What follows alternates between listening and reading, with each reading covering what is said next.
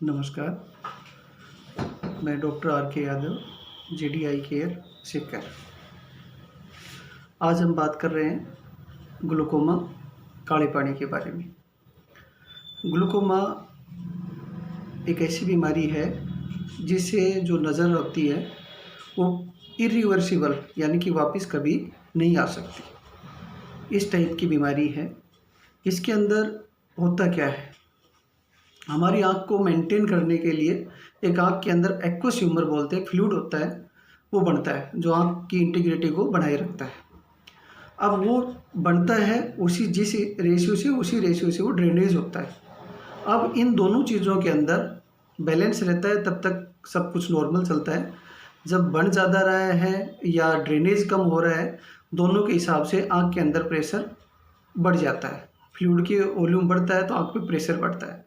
अब प्रेशर बढ़ने से क्या होता है कि आई के पीछे जो अपना नर्वस सिस्टम से रिलेटेड ऑप्टिक नर्व आती है, जिसको अपन नस बोलते हैं, वो नर्व के ऊपर प्रेशर बढ़ता है और नर्व के अंदर कुछ स्पेशल टाइप की सेल्स होती हैं जिनको गैंग्लियन और ऑप्टिक नर्व फाइबर्स कहते हैं, जो बहुत ही सेंसिटिव होते हैं।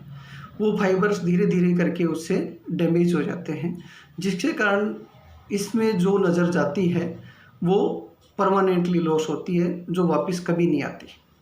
इसलिए इस बीमारी को टाइम से अगर अपन ने पहचान लिया, टाइम से अपन ने इसको देख लिया, टाइम से इसका ट्रीटमेंट शुरू करवा दिया, तब तो ये पॉसिबल है कि अपनी नज़र इससे बची रहे।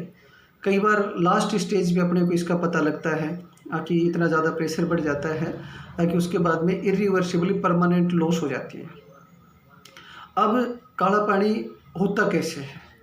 काला पानी किसी भी टाइप से हो सकता है। कंजेनाइटल जो जन्मजात होता है, एक्वायर्ड जो बाद में किसी कारण से होता है।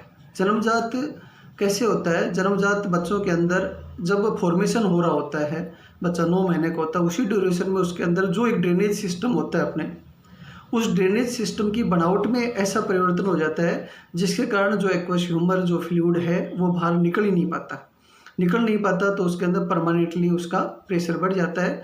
और जब बच्चा पैदा होता है उस टाइम में उसकी जो नॉर्मल आई की स्ट्रक्चर होती है वो अडल्ट जितनी होती है, जो नॉर्मली 2.5 साल पे होती है, तो उसमें उसका प्रेशर बढ़ करके आई वाल की साइज़ बढ़ जाती है और आई उसकी ब्लूइश दिखाई देने लगती है। और उस प्रेशर के कारण ये होता है कि वो जन्मजात ही कई बार बच्चा ब्लाइंड पैदा होता है या कुछ सालों बाद उसको दिखाई नहीं देता।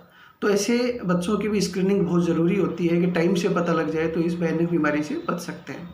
एक्वायर्ड के अंदर जो बाद में आता है वो नॉर्मली तो वैसे किसी के भी हो सकता है, लेकिन कुछ जो प्रेसिपिटेटिंग फैक्टर हैं इसमें, जैसे कि 40 ईयर की एज है और जिनके आई का होता है हाइपरमेट्रोपिक यानी आई की स्ट्रक्चर थोड़ी छोटी होती है उनके, या इसके अंदर कुछ उसके अंदर डिफेक्ट रह जाए जन्मजात, जो बाद में उसका पता लगता है।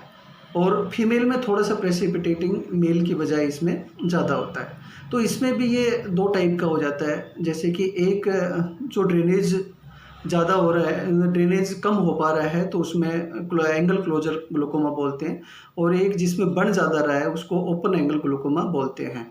दोनों टाइप का ग्लूकोमा वैसे तो खतरनाक होता है, लेकिन एंगल क्लोजर में कई बार पेन होता है तो अपने को पता लग जाता है, लेकिन open angle glaucoma silent killer होता है जिसका लास्ट तक अपने को पता नहीं लगता है कि अपने हो क्या रहा है। धीरे धीरे उसके अंदर नज़दीक के नंबर चेंज होते रहते हैं, दूर के नंबर चेंज नहीं होते, उसमें नज़दीक के चेंज होते हैं।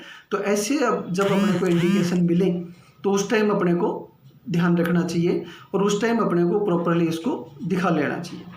अब इसके ये तो हो गए कारण, इससे होता क्या है, कैसे होता है। इसके बाद में इसके लक्षण में जैसे मैंने एक तो अभी बताया कि इसके अंदर नज़दीक का नंबर बार बार चेंज होता है, 40 साल के बाद में इसको फ़र्क पड़ता है।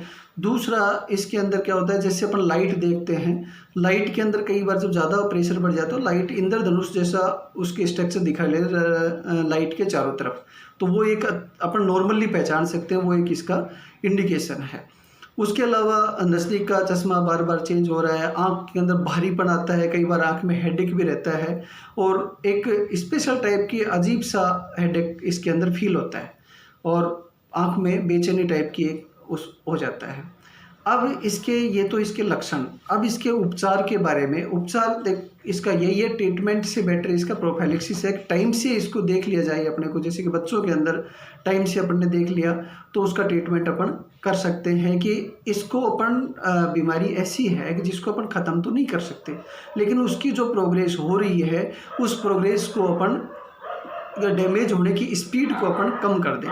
तो उसके लिए जैसे कि कई बार काला पानी होता है कि ओल्ड एज में होता है, उनमें मोतियाबिंद होता है, वो पक जाता है और पकने के बाद में सफ़ेद मोतियाबिंद होता है, पकने के बाद में फट जाता है, तो उसके बाद उसको काला पानी बोलते हैं। वो बहुत ही क्रिटिकल कंडीशन होती है, उसमें सीवियर पेन होता है।